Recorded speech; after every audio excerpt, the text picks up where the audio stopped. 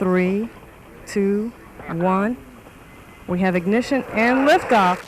It's a tremendous ride, very strong forces, a lot of vibration, a lot of shaking, and then all of a sudden, everything stops. What is it like to be up there? What you see is the most beautiful thing you ever saw.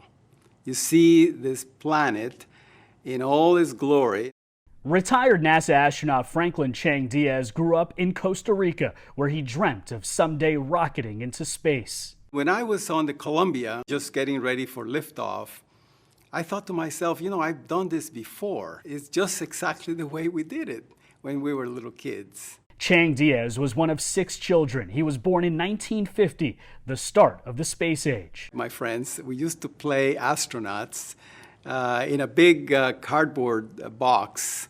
That was our ship. After high school, Chang Diaz came to the United States with just $50 in his pocket and the dream of becoming an astronaut. He lived with family in Connecticut and got a scholarship to the University of Connecticut, where he studied mechanical engineering, then physics at MIT. He became a U.S. citizen. In 1980, I was fortunate enough to be selected by NASA to become the first Hispanic American astronaut, and that was an extraordinary moment for me. Changed my life forever. During his 25-year career, he became one of only 2 astronauts to fly 7 space shuttle missions. We still wake up with smiles in our faces. And he was the 2nd astronaut to log more than 1,000 hours in space, just behind his friend, Dr. Jeffrey Hoffman.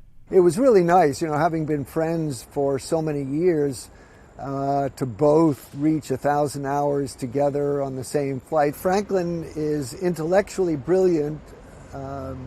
As a person, he's extremely modest. Chang Diaz eventually logged more than 1,600 hours in space, including more than 19 hours during several spacewalks outside the International Space Station.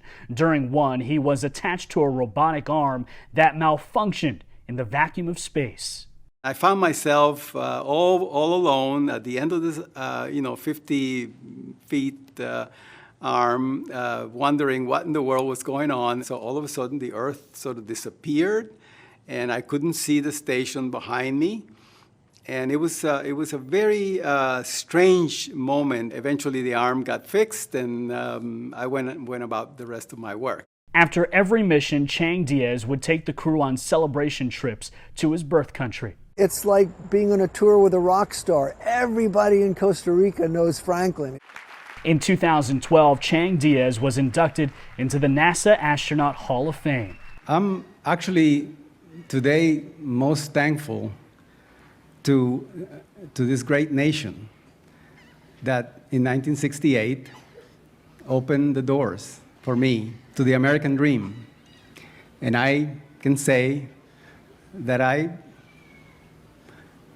fulfilled that dream. He is now the founder of Ad Astra Rocket Company. Can you explain in layman's terms what it is that you're doing and what your company is trying to accomplish? To be able to move so fast that you can imagine a mission to Mars in a matter of maybe 2 months instead of the better part of a year that it takes today to get to Mars. The rocket engine could be ready to fly in 3 years. This is probably the most important message to young people, is to be not afraid, to take the risk, and don't be afraid of failure.